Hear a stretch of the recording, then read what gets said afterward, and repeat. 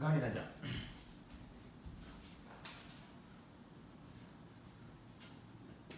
Goodwill of a business. What is goodwill of a business? Goodwill na we'll say reputation of the firm. நம்ம சும்மா reputation of the form சொல்கிறோம். But reputation எனக்கே ஒரு reputation இருக்குது, எனக்கே ஒரு reputation இருக்குன்னு யாரும் சொல்லக்கூடாது. நம்மளே சொல்லிக்கக்கூடாது. நம்ம புக்கில் நானே எனக்கு ரெப்புடேஷன் இருக்குன்னு சொல்லிக்கக்கூடாது. அப்போ நம்மளோட ரெப்புடேஷன் எப்போ தெரியுமா? நம்ம வெளில தெரிய வரும். நான் ஒரு பிஸ்னஸ் ஒருத்தவங்க விற்கும் போது தான் நம்மளுக்கு ரெப்புடேஷன் இருக்குன்றதே நமக்கு தெரியும். இப்போ நான் ஒரு பிஸ்னஸ் நடத்திட்டு இருக்கேன், ஓகேவா? Assume I am the owner of Loyola College. Loyola College reputation இருக்கா இல்லையா? லயோலா காலேஜோட P&L பேலன்ஸ் ஷீட்டில் எனக்கு ரெப்புடேஷன் இருக்கு 100 கோடி அப்படின்னு சொல்லி போட்டுக்க முடியுமா? லயோலா காலேஜோட பேலன்ஸ் ஷீட்டில் அவனே எனக்கு ரெப்புடேஷன் இருக்கு 100 கோடி போட்டுக்க முடியுமா? போட்டுக்க முடியாது. அப்போ லயோலா காலேஜ் ரெப்புடேஷன் இருக்கா இல்லையா? எவ்ரிஒன் நோஸ் தட் என்னதுக்கு Loyola College has some reputation. இந்த மார்க்கெட்டில் ஒரு கன்ஃபார்ம் ரெப்புடேஷன் இருக்கு. இப்போ லயோலா காலேஜோட ரெப்புடேஷன் எப்போ வெளியே தெரிய வரும் அப்படின்னு கேட்டிங்கன்னா, லயோலா காலேஜை இப்போ ஏதோ ஒரு காலேஜ் வாங்க போகிறோம். இப்போ லயோலா காலேஜ் இருக்கு, நான் போய் லயோலா காலேஜை வாங்க போகிறேன். லயோலா காலேஜுக்கு எப்படி பேரம் பேசுவேன்? லயோலா காலேஜுக்கு நான் எவ்வளோ கொடுத்தா எனக்கு லயோலா காலேஜ் கொடுப்பாங்க? எப்படி பேரம் பேசுவேன்? சேல் பிரைஸ் வந்து பேசுவேன். சேல் பிரைஸ் எப்படி மெஷர் பண்ணுவேன்? Total assets minus liabilities. சரி, எக்ஸாம்பிள் அவனோட டோட்டல் அசெட் வந்து 200 lakhs இருக்கு. எத்தனை லேக்ஸ்? 200 lakhs. 50 lakhs லைபிலிட்டி வச்சிருக்கான். எவ்வளோ லேக்ஸ் லைபிலிட்டி? 50 lakhs liability. அப்போ அவனோட ஒர்த் எவ்வளோ? 150 lakhs. அவனோட ஒர்த்து லயோலா காலேஜோட ஒர்த்து 150 lakhs. ஆனால் இப்போ நான் அவனுக்கு 150 lakhs கொடுத்தா எனக்கு லயோலா காலேஜ் கொடுக்க மாட்டான். அதாவது என் ஒர்த்து எனக்கு 150 lakhs, நீ 150 lakhs கொடுத்தா நானே அதுக்கு பிஸ்னஸ் பண்ணிட்டு போயிடுவேனே. அப்போ நான் உனக்கு கொடுக்கணும்னு நினச்சா நீ எக்ஸ்ட்ரா சம் பேமெண்ட் எனக்கு கொடுன்னு கேட்பான். இப்போ நான் அந்த 150 lakhs பிஸ்னஸை 180 lakhs வாங்குவோனா? சப்போஸ் லயோலா காலேஜ் லாஸ்ட்ல போயிட்டு இருக்கு, பிஸ்னஸ் நல்லா இல்லை, லாஸ்ட்ல போயிட்டு இருக்கு, 150 lakhs வெறும் 130 lakhs கொடுத்தாலே எனக்கு கிடைச்சிடும். அப்போ இதுதான் இந்த பிஸ்னஸோட ஒர்த்து. இது பேர் என்னது? ஒர்த். எது? அவனோட அசெட்ஸ் மைனஸ் லைபிலிட்டிஸ் தான் அவனோட ஒர்த். இந்த 150 lakhs பிசினஸ்க்கு நான் எவ்வளவு பே பண்றேன்? 180 lakhs பே பண்றேன். எதுக்கு அந்த 30 lakhs எக்ஸ்ட்ராவா பே பண்றேன்? அவனோட வேல்யூக்காக பே பண்றேன். அந்த வேல்யூக்கு பேர் தான் என்னது? குட்வில். இப்போ இந்த 30 lakhs பேர் தான் என்னது? குட்வில். இப்போ இந்த 30 lakhs நான் எப்படி சார் அக்கவுண்ட் பண்ணுவேன்? ஏன் சார் குட்வில் வருது? குட்வில் இஸ் வாட் அப்படின்னு கேட்டா நல்லா புரிஞ்சுக்கோ, a capital loss. Goodwill is என்னது? கேபிட்டல். குட்வில்னா ரெபுடேஷன்ன்றது ஒரு பக்கம் இருக்கு. Goodwill is a capital loss. சரி, எப்படி sir goodwill is a capital loss? ரொம்ப சிம்பிளா கவனி. உன்னோட பேலன்ஸ் ஷீட்ல லயோலா காலேஜ் வாங்குனதுக்கு அப்புறம் உன்னோட பேலன்ஸ் ஷீட்ல லயோலா காலேஜ் வாங்குனதுக்கு அப்புறம் இந்த 200 lakhs அசெட் இங்க ஏறிடுமா? 50 lakhs லைபிலிட்டி இங்க ஏறிடுமா? அப்ப நெட்டா எவ்வளவு ஏறி இருக்கு அசெட்? 150 lakhs அசெட் ஏறி இருக்கு. கரெக்ட்டா? எவ்வளவு குறைஞ்சிருக்கு கேஷ்? 180 lakhs cash கொடுத்திருப்பியா? அப்ப எவ்வளவு கேஷ் குறைஞ்சிருக்கும்? 180 lakhs. அப்போ அசெட் இன்கிரீஸ் ஆனது 150, ஆனா அசெட் டிக்ரீஸ் ஆனது 180. அப்ப 30க்கு ஏதோ ஒரு இன்கிரீஸ் ஆயிருக்கும்ல, அந்த 30க்கு தான் குட்வில்னு பேர் கொடுக்குறேன். அந்த 30 தான் என்ன கொடுக்குறேன்? குட்வில்னு பேர் கொடுக்குறேன். அப்போ குட்வில் எப்ப சார் ரியலைஸ் ஆகும்னா at the time of sale. அந்த டைம் ஆஃப் சேல். சும்மாவே இப்போ என்ன யாராவது என்ன வாங்க வந்தாங்கன்னா அவன் 180 lakhs கொடுப்பான். ஆனா என்னோட பிசினஸ் 150 தான். நான் 30 lakhs குட்வில் போட்டுக்கிறேன். லயோலா காலேஜ் என்ன போடக்கூடாது? குட்வில போடக்கூடாது. இப்போ இந்த குட்வில் பேர் இப்போ நான் லயோலா காலேஜ் இப்படி போடுவாங்கன்னா போட மாட்டான். நான் வாங்கினா லயோலா காலேஜ் ஏன் புக்ஸ்ல தான் நான் போட்டுக்க முடியும். லயோலா காலேஜ் புக்ஸ்ல இந்த 30 lakhs என்னன்னு போட முடியாது, குட்வில்ல போட முடியாது. அப்போ எந்த குட்வில் ரெக்கார்ட் ஆகும்னா செல்ஃப் ஜெனரேட்டட் குட்வில் ரெக்கார்ட் ஆகாது. என்ன குட்வில் ரெக்கார்ட் ஆகாது? Self generated goodwill. என்ன லயோலா காலேஜ் இப்போ என்னோட ஒர்த் இவ்வளோ அப்படின்னு நினைச்சு அவன் புக்ல இந்த 30 lakhs போட்டுக்க முடியாது. இது யார் புக்ஸ்? ஸ்ரீராமோட புக்ஸ்.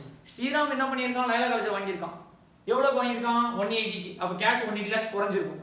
எவ்வளவு அசெட் உள்ள வந்திருக்கும்? 150. ஆனா நான் கொடுத்தது எவ்வளவு? 180. அப்ப 30 lakhsக்கு என்ன போடுறதுன்னு தெரியல. குட்வில். அந்த 30 லட்சம் நான் எதுக்கு எக்ஸ்ட்ரா கொடுத்துருக்கேன்? அவனோட நேமுக்காக நான் கொடுத்துருக்கேன். அந்த குட்விலை எப்படி சார் வேல்யூ பண்றது? அதான் நம்ம படிக்க போறோம், வேல்யூவேஷன் ஆஃப் குட்வில். அந்த குட்வில் எதுக்கு வேல்யூ இப்படி வேல்யூ பண்றது தான் நம்ம என்ன படிக்க போறோம்? Valuation of goodwill. சார் இப்போ பார்ட்னர்ஷிப் ஃபர்ம் ஏன் சார் இதே மாதிரி சிச்சுவேஷன்ல குட்வில் வேல்யூவேஷன் வருது? சேம் வே பார்ட்னர்ஷிப் ஃபர்ம் நல்லா புரிஞ்சுக்கோ. இப்போ 2 பேர் பார்ட்னரா இருக்காங்க. நானும் ஆகாஷ் பார்ட்னரா இருக்கேன். அஜய்னோட நான் பார்ட்னரா சேர்க்கிறேன்னா ஆகாஷும் ஸ்ரீராமும் இருந்த பார்ட்னர்ஷிப் ஃபர்ம் டிசால்வ் ஆகுது. எப்படி? ஆகாஷும் ஸ்ரீராமும் பார்ட்னரா இருந்த ஃபர்ம் டிசால்வ் ஆகி ஆகாஷ், ஸ்ரீராம், அஜய் கிருஷ்ணா 3 பேர் சேர்ந்து புது ஃபர்ம் ஃபார்ம் பண்ற மாதிரி தான் அர்த்தம். கரெக்டா? Dissolution of firm, dissolution of பார்ட்னர்ஷிப்னு ரெண்டு தனித்தனியா படிச்சிருப்பேன். அதுல பிசினஸ் அப்படியே இருக்கும். சே எக்ஸாம்பிள் நாங்க 3 பேரும் ஒரு ABC அசோசியேட்ஸ்னு வச்சிருந்தோம்னு வச்சுக்கோ. இதை ஓபன் பண்ணது நானும் ஆகாஷும் ஸ்ரீராம்.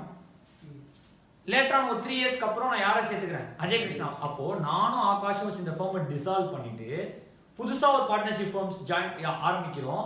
யாரும் ஆகாஷும் Ajay கிருஷ்ணாவும் Sriram.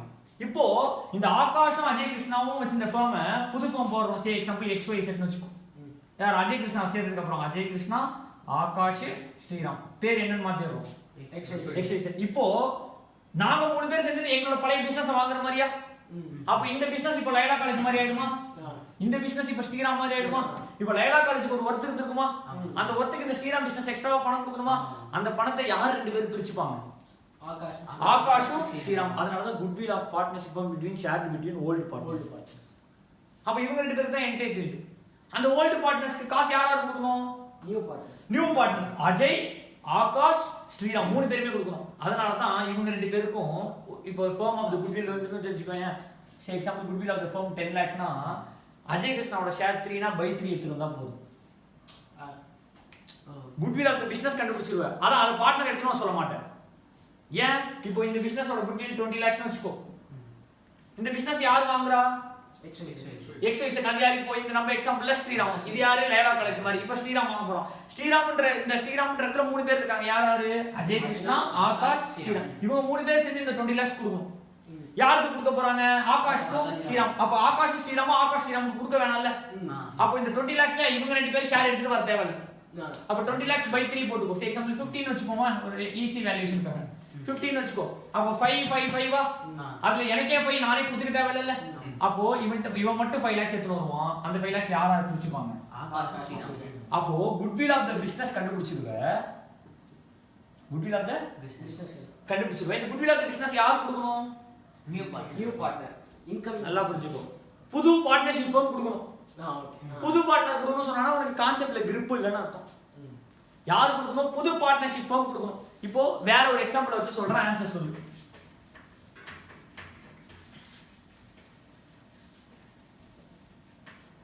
Laila college is a partnership firm. Laila college is a partner யாராருன்னா A B. Mister A, mister B 2 பேர் பார்ட்னர். லைலா காலேஜ் பார்ட்னர்ஷிப் ஃபார்ம்ல புதுசா ஒரு பார்ட்னரை சேர்க்க போறோம். யாரை சேர்க்க போறோம்? புதுசா ஒரு பார்ட்னர். அப்போ as per the constitution, அந்த பிசினஸோட கான்ஸ்டிடியூஷன் பாத்தீங்கன்னா லைலா காலேஜ் ஏவும் பியும் ஒரு பார்ட்னர்ஷிப் டீல் போட்டுருப்பாங்கல்ல. அந்த partnership deal came into end. புது பார்ட்னர்ஷிப் டீல் ஃப்ரேம் பண்ணுவோம். யாராருன்னா A B C. அப்போ A B C 3 பேர் சேர்ந்து புது பார்ட்னர்ஷிப் டீல் ஃபார்ம் பண்ண போறோம். இப்போ as far as நீ இதை எப்படி புரிஞ்சுக்கணும்னா ABC சேர்த்துக்கறான்றது கிடையாது. ABC சேர்ந்து ஒரு பிசினஸ் ஆரம்பிச்சு அந்த பிசினஸ்ல இருந்து AB வச்சு இந்த அசெட்டை வாங்கிக்க போறாங்க. அப்படி எப்படி? ABC சேர்ந்து ஒரு பார்ட்னர்ஷிப் ஃபார்ம் பண்ணி ABன்ற எக்ஸிஸ்டிங் ஃபார்மோட அசெட்ஸ் அப்படியே வாங்கிக்க போறாங்க.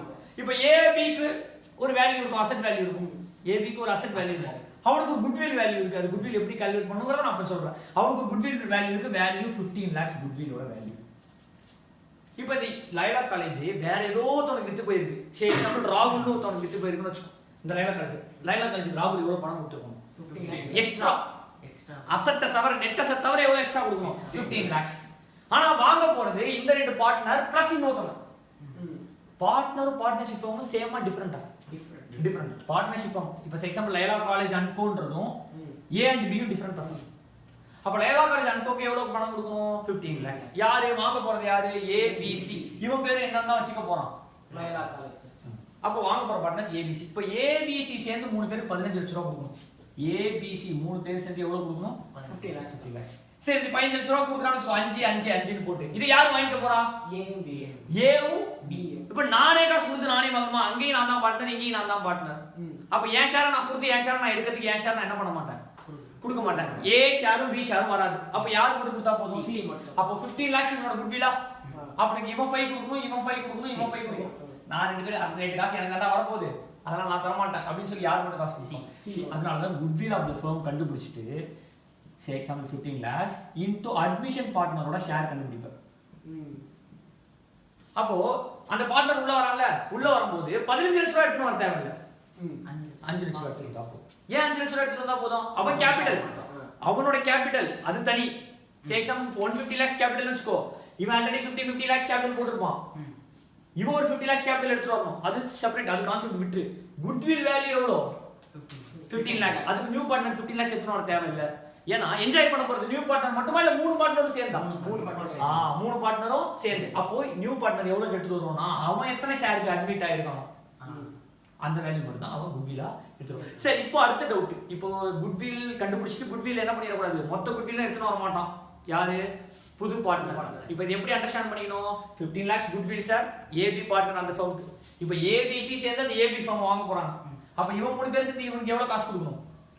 15 lakhs கொடுக்கணும். ஆனா இங்க கொடுத்தவனும் வாங்குறவனும் சேம் ஆளா? அப்ப அவனுக்கே அவன் கொடுத்தா அவனுக்கே அவன் என்ன பண்ணிக்க மாட்டான், காசு வாங்க மாட்டான். அப்ப மூணாவது ஆளா புதுசா வந்திருக்கான் பாரு, இவன் மட்டும் கொடுத்தா போதும், அவன் மட்டும் கொடுத்தா போதும்னா மொத்தம் 15 லட்சம் ரூபாய் அவனோட ஷேர் மட்டும் தான் தருவோம். மிச்சம் அவனே கொடுத்து அவனே வாங்கிட்ட மாதிரி. யாரு? ஏவே கொடுத்து ஏ வாங்கிட்ட மாதிரி, பி கொடுத்து பி வாங்கிட்ட மாதிரி. சி மட்டும் தான் ஒரிஜினலா எடுத்துட்டு வருவோம். எவ்வளவு? 5 லட்சம். சரி, இப்போ எப்படி சார் குட்வில் 15 lakhs சொன்னீங்க? எப்படி குட்வில் 15 lakhs நான் சும்மா போட்டுருக்கேன் நானே. Goodwill 15 lakhs. இப்போ 150 lakhs பிசினஸ் 165 lakhs போவாங்கன்னா குட்வில் எவ்வளவு? 15 lakhs. இப்போ எப்படி சார் குட்வில் 15 lakhs சொன்னீங்க? என்ன கேள்வி கேட்கலாம், அதுக்கு நான் ஆன்சர் சொல்லுவேன். 165 minus 150. சரி, இவனோட ஒர்த் வந்து 150 பா, அவனுக்கு நான் கொடுத்தது எவ்வளவு? 165. அப்போ என்கிட்ட அவுட்ஃப்ளோ வந்து 150. சரி, என்னோட இன்ஃப்ளோ எவ்வளோ? 150. ஆனா அவுட்ஃப்ளோ எவ்வளோ?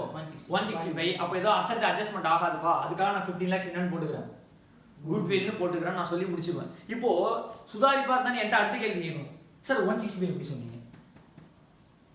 எது 165 எப்படி சொன்னீங்க? 165 எப்படி சொல்லியிருப்பேன்னா, அவனோட அசெட் வேல்யூ அவனோட லைபிலிட்டி வேல்யூ எடுத்து செட் ஆஃப் பண்ணி அவனோட ஒர்த்து கண்டுபிடிச்சிருவேன். பிளஸ் அவனோட பிசினஸ் எடுத்துக்கிறேன்ல, அவனுக்கு ஒரு ரெப்புடேஷன் இருக்கும்ல, அந்த ரெப்புடேஷனுக்கு நான் என்ன கொடுக்க போறேன், ஒரு காசு கொடுக்க போறேன். அந்த காசு தான் நான் என்னன்னு சொல்ல போறேன், 15 லட்சம் ரூபான்னு சொல்லி மொத்தம் 165 lakhs ஃபிக்ஸ் பண்ண போறேன். அப்போ அந்த இடத்துல valuation of goodwill is must. அப்போ நான் வேல்யூ பண்ணாதான் அப்படின்னா நான் என்ன பண்ண முடியும், வாங்க முடியும். இப்போ லாஸ்ட்ல வர கம்பெனிக்கு ரெப்புடேஷன் இருக்குமா? லாஸ்ட்ல வர கம்பெனிக்கு ரெப்புடேஷன். அப்போ 150 lakhs பிசினஸ் நான் 130 lakhs வாங்குறேன், குட்வில் இருக்குமா? இருக்காது. Negative goodwill. என்னது? நெகட்டிவ் குட்வில் ஒன்று கிடையாது. அது பேர் தான் ப்ராஃபிட் வாங்குறவனுக்கு. அவனோட அசெட் எவ்வளவு வாங்கியிருக்கான்? 150 lakhsக்கு நெட் வொர்த் இருக்கு, ஆனா எவ்வளவு வாங்கிட்டான்? அப்ப பாரு, அவனோட பேலன்ஸ் ஷீட்ல 150 lakhs அசெட் ஏறி இருக்கும், ஆனா அவுட்ஃப்ளோ எவ்வளவு தான் போயிருக்கும்? 130. அப்ப 20 அசெட் இன்க்ரீஸ், 150 அசெட் இன்க்ரீஸ்க்கு 150 அசெட் டிக்ரீஸ் ஆயிருக்கும்ல, 130 தான் அசெட் டிக்ரீஸ் ஆகுது. அப்ப 20 அசெட் டிக்ரீஸ் ஆகணும், இல்ல லைபிலிட்டி 20 இன்க்ரீஸ் ஆகும். அப்ப லைபிலிட்டி சைடுல என்ன போடுவோம், கேபிட்டல் ரிசர்வ் 20 lakhs. அப்ப லைபிலிட்டி இன்க்ரீஸ் ஆயிடுதா? அப்ப இது 20 இது சேர்த்தா 150, நெட் இன்க்ரீஸ் 150. இதே 180 க்கு வாங்கிருந்தா இங்க டிக்ரீஸ் ஆச்சா, இன்னொரு இன்க்ரீஸ் ஆகும் 30 lakhs. இதெல்லாம் என்ன ரெக்கார்ட் பண்ணிடுவேன், குட்வில். அப்ப குட்வில் இஸ் என்ன loss? Capital loss. Goodwill is will not be accounted in எந்த புக்ஸ்ல அக்கவுண்ட் ஆகாது, செல்ஃப் ஜெனரேட்டட் குட்வில் அக்கவுண்ட் ஆகாது. லயலா காலேஜ் அவனோட குட்வில் ரெகனைஸ் பண்ணி, அப்ப பேலன்ஸ் ஷீட்ல குட்வில் கொடுத்துருக்கானே, அது எப்படி சார் வந்திருக்கும்? பார்ட்னர்ஷிப்ல நீ சம் போட்டுருக்கல, அட்மிஷன், ரிட்டையர்மெண்ட், டெத், என்னென்னமோ போடும்போது பேலன்ஸ் ஷீட்ல குட்வில் ஒரு வேல்யூ இருக்குல்ல, அது எப்படி சார் குட்வில் வந்திருக்கும்? செல்ஃப் ஜெனரேட்டட் போடக்கூடாதுன்னு சொன்னீங்க, அது செல்ஃப் ஜெனரேட்டட் குட்வில் கிடையாது. இப்போ XY செட் பார்ட்னர்ஷிப் இருக்குன்னு வச்சுக்கோ, அதுல குட்வில் 40,000 ரூபாய்க்கு நான் எப்படி தெரியுமா வந்திருக்கணும், முன்னாடி XY மட்டும் தான் பார்ட்னரா இருந்திருக்கும், XYயும் இசட்டை வாங்கியிருப்பான், இசட்டோட சேர்ந்துருப்பான். அப்ப XY இசட் சேர்ந்து யாரை வாங்கியிருப்பாங்க, XY வாங்கியிருப்பான். அப்ப இசட் ஒரு அமௌண்ட் உள்ள கொண்டு வந்திருப்பான். என்ன அமௌண்ட்? குட்வில். அந்த குட்வில் அசெட் பேலன்ஸ் ஷீட்ல இருக்கும். இப்போ ஒரு ஃபார்ம்ல டிசொல்யூஷனே நடக்கல, ஆல்டரேஷனே எதுவுமே நடக்கல, அட்மிஷன், ரிட்டையர்மெண்ட், டெத்னு வந்து constitution of the business change ஆகணும்னா என்ன இருக்காது, குட்வில் இருக்காது. ஏன்னா என்ன ஒரு குட்வில் ரெக்கார்ட் பண்ண முடியாது, self generated goodwill cannot be recorded. அப்ப குட்வில் எப்ப ரெகக்னைஸ் பண்ணனும்? at a time of sale. at a time of sale. at a time of sale யார் ரெக்கார்ட் பண்ணுவா? Purchaser. at a time of sale யார் record பண்ணுவா? Purchaser. இங்க பிரச்சனை என்ன தெரியுமா, லைலா காலேஜ் தான் வாங்க போகுது. இங்க லைலா காலேஜ் யாரு? ஏபின்ற லைலா காலேஜ், ஏபிசின்ற லைலா காலேஜ் வாங்க போகுது. ஏபின்ற லைலா காலேஜ் ஏபிசின்ற லைலா காலேஜ் வாங்க போகுது. யாருக்கு புதுசா வரா? சின்ற பார்ட்னர். அப்ப இவன் தான பர்ச்சேசர். பர்ச்சேசர் புக்ல என்ன போடலாம்? குட்வில். ஆனா நம்மள பொறுத்தறியும் இந்த ஃபார்மும் சேம். இது பிஃபோர் அட்மிஷன், இது ஆஃப்டர் அட்மிஷன். ஆனா கான்ஸ்டியூஷனை பொறுத்தவரையும், இந்தியாவை பொறுத்தவரையும், சட்டத்தை பொறுத்தவரையும், இன்கம் டேக்ஸை பொறுத்தவரையும் இந்த லயோலா காலேஜ் வேற, இந்த லயோலா காலேஜ் வேற. ஏன்னா இதுல ஏ பின்னு 2 பார்ட்னர் தானே இருக்கான். அதுக்கு ஒரு பேன் நம்பர் அலாட் பண்ணிருப்பாங்க. கான்ஸ்டிடியூஷன் மாறுனதுன்னா புது பார்ட்னர்ஷிப் டீட் போட்டுறணும். என்ன டீட் போடணும்? புது பார்ட்னர்ஷிப். எக்ஸிஸ்டிங் பார்ட்னர்ஷிப் டீட் என்ன ஆயிடும்? எண்ட் முடிஞ்சிச்சு, அவ்வளவுதான். அதோட இது முடிஞ்சிச்சு. பேர் மாத்திரம்னா பேன் அப்ளை பண்ணணும். புது பேன் வேற ஒரு பேன் நம்பர் அப்ளை பண்ணி for the income tax for கவர்மெண்ட்டை பொறுத்தவரையும் இது வேற அது வேற. கரெக்டா ராஜா? அப்ப என்ன பண்ணுவான்? இவன் பர்ச்சேசர், இவன் யாரு? செல்லர். ஃபார் இந்த சட்டத்துக்கு பொறுத்தவரை இவன் பர்ச்சேசர், இவன் வந்து செல்லர். யாரு புக்ஸ்ல ரெக்கார்ட் பண்ணணும்? பர்ச்சேஸ். இப்போ இப்படியே விட்டுரு. Loyola college limited purchased by MCC College Limited. Loyola college limited purchased by யார் புக்ஸ்ல குட்வில் வரும்? MCC புக்ஸ்ல. யார் இவன்? MCC purchaser. இவன் யாரு? செல்லர். செல்லர் புக்ஸ்ல குட்வில் போட கூடாது, செல்ஃப் ஜெனரேட்டட் குட்வில். பர்ச்சேசர் எப்போ குட்வில் போடுறான்? at the time of sales. அந்த நேம் ஆஃப் அக்வைரிங் யாரு? Loyola college. இப்போ சின்ன சேஞ்ச் பார்ட்னர்ஷிப்ல பிரச்சனை என்ன தெரியுமா? லயோலா காலேஜே வாங்குறான். Loyola College owned by A and B, Loyola College owned by ABC வாங்குறான். அப்ப ABC புக்ஸ்ல வரும். அப்படினா இது என்னது? நியூ ஃபர்ம் பேலன்ஸ் ஷீட்ல என்ன ரெகனைஸ் பண்ணனும்? குட்வில் ரெகனைஸ் பண்ணனும். ஆல்ரெடி ஓல்ட் ஃபர்ம் பேலன்ஸ் ஷீட்ல குட்வில் இருக்கு சார். லயோலா காலேஜ் புக்லயே குட்வில் இருக்கு சார். அப்ப லயோலா காலேஜ் A X னு ஒருத்தன வச்சு ஃபார்ம் இருந்திருக்கும். அது யார் வாங்கியிருப்பா? A B வாங்கியிருப்பான். அப்போ இவன் புக்ல ஒரு குட்வில் வந்திருக்கும். இவன் ABC வாங்கும்போது இவன் புக்ஸ்ல ஒரு குட்வில் வரும். எந்த ஒரு புக்ஸ்லயுமே ஓன் குட்வில் என்ன பண்ண முடியாது? ரெக்கார்ட் பண்ண முடியாது. இப்போ குட்வில் எப்படி சார் கால்குலேட் பண்ணணும்?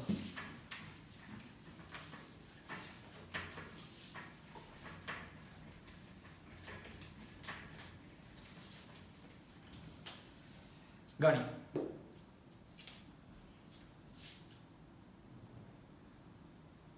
Loyola college last 4 years profit. Last 10 years profit எடுத்துக்கோ, 5 years ப்ராஃபிட் எடுத்துக்கோ, 6 years ப்ராஃபிட். எத்தனை வருஷத்துக்கு வேணா நீ என்ன பண்ணிக்கலாம்? ப்ராஃபிட் எடுத்துக்கலாம். அட்வைசபிள் எத்தனை வருஷத்துக்கு எடுத்துக்கிறது? 4 years. 5 years எடுத்துக்கிறதுனால எடுத்துக்கோ, 6 years எடுத்துக்கிறதுனால எடுத்துக்கோ. நீ என்ன ப்ராஃபிட் கண்டுபிடிக்கணும்னா நெக்ஸ்ட் இயர் அவனோட ப்ராஃபிட் கண்டுபிடிக்கணும். நெக்ஸ்ட் இயர் அவனோட ப்ராஃபிட். அது பேர் தான் ஃபியூச்சர் மெயின்டெனபிள் ப்ராஃபிட். இது என்னது?